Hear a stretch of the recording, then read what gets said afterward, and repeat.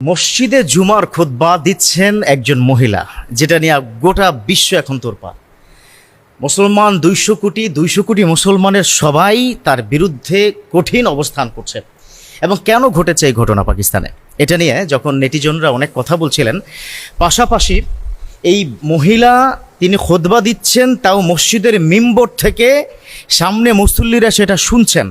এবং এই কথার কারণেই কেউ বলছে এটা জুমায়, কেউ বলছে যে না এটা জুমায় নয়, এটা কোনো একটা প্রোগ্রামে। এরকম বিভিন্ন নানামুনির নানামত। কিন্তু আসলে ইসলাম কোনো মহিলাকে মিম্বরে দাঁড়িয়ে খুতবা দেওয়া এটা অ্যালাউ করেছে কিনা, এটা কিন্তু আমাদের সবার আগে জানা দরকার। তার আগে আপনাদেরকে একটু জানিয়ে রাখছি, মসজিদে কোনো ধরনের সভা, কোনো ধরনের সেমিনার, স্পেশালি ইসলাম রিলেটেড কোনো বিষয় মসজিদে করা পরিপূর্ণ হারাম।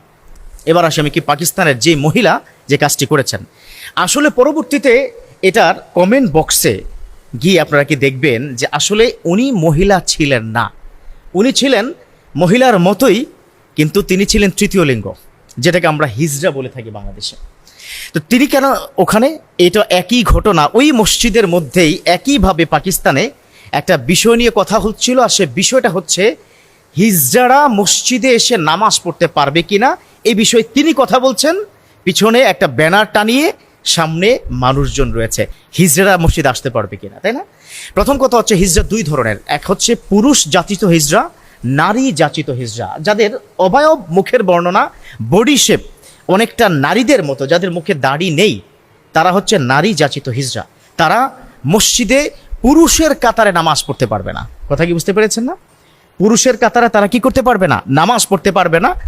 মসজিদে আসতে পারবে, মহিলাদের আলাদা যদি নামাজের জায়গা থাকে তারা সেখানে কি নামাজ পড়বে। আর পুরুষ জাতিত হিজড়া যারা মুখে দাঁড়িয়ে আছে, ক্লিন শেপ করে, হয়তো তাদের বডি অবয়ব হয়তো হাঁটা চলার মধ্যে একটু হিজড়াটে ভাব আছে, তারা পুরুষের মতো করে যদি তাদের বডি কনস্ট্রাকশন হয়, তারা পুরুষের কাতারে নামাজ পড়তে পারবে। কিন্তু হোক পুরুষ মানে জাতিত হিজড়া অথবা নারী জাতিত হিজড়া, মসজিদের মিম্বরে দাঁড়িয়ে কোনো নারী সামনে লোকজন নিয়ে কথা বলতে পারবে না, এটাই চূড়ান্ত। অতএব এই বিষয়ে কিন্তু সাবধান থাকবেন। বাংলাদেশের বিভিন্ন ইউনিভার্সিটিতে মসজিদকে তারা পলিটিক্যাল একটা জায়গা বানিয়ে নিয়েছে। কথায় কথায় সেখানে সভা, সেমিনার, প্রতিবাদ। এবং একটা ইউনিভার্সিটির অনেকে জানেন যে সদ্য কিছুদিন আগে ইউনিভার্সিটির মসজিদের খতিবকে বহিষ্কার করা হয়েছে। একটা নারী ঘটিত একটা মেয়ে মসজিদে এসে শুয়েছিল রাত্রেবেলা, ক্যাম্পাসে জায়গা পায়নি, ওই কারণে কেন মসজিদে এসে শুয়েছিল, চাকরি চলে গেছে কার? ইমাম সাহেবের। আমরা সকলেই আমাদের আজকের এই মিম্বর থেকে সেক্ষেত্রে ধিক্কার জানাই। ইমাম সাহেব সাধারণ কোনো ব্যক্তি নয়, ইমাম সাহেব হচ্ছে ওই সমাজের সেরা প্রতিনিধি, ওই সমাজের তিনি লিডার। ইমাম মানে হচ্ছে যার পিছনে সকল মানুষ নামাজ পড়ে। অতএব ইমামকে সম্মান দিতে হবে। কথা বলুন ঠিক কিনা?